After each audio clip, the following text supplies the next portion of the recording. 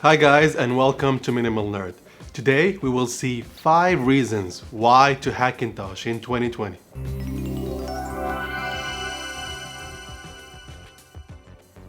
Reason number 1. A Hackintosh is cheaper to build than a Mac. Apple will charge you more for the same parts. That's what we call the Apple tax. For example, the 2019 Mac Pro is really impressive, but starting at $6,000 is not really aimed at regular consumers. It's more aimed at big studios and corporations. Reason number 2, choice. Since a Hackintosh is just a custom PC running Mac, you can pick up your own hardware parts. And given, of course, that you know which ones are compatible with macOS, it can offer you more choices than what Apple provides. Reason number 3 is macOS.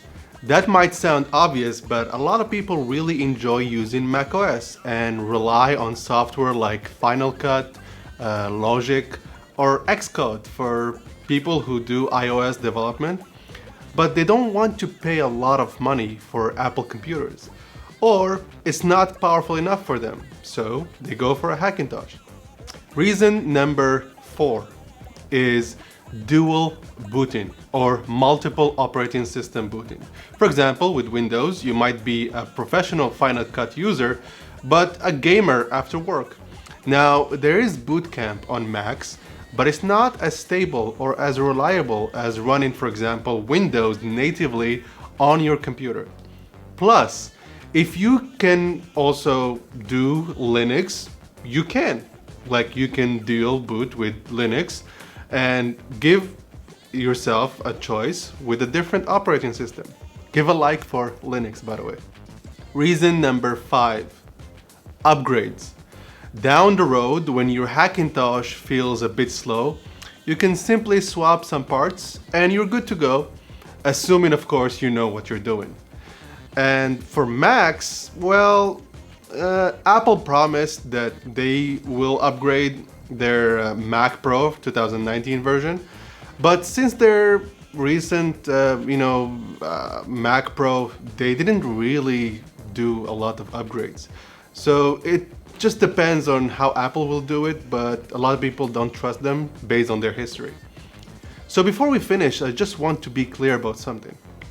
I've been using the Hackintosh you see behind me here for a couple of months now, and it's been running really well. No issues. I had to, really set it up first. It took me a couple of weeks, maybe 1 week and a half, to run it optimally. So before you start going for buying a Hackintosh, keep in mind that it's not for everyone. You need to know how to troubleshoot. That's a skill in itself. And you need to enjoy the challenge, because Hackintoshing is a Hackintosh, which means it's a challenge. You have to solve the problem.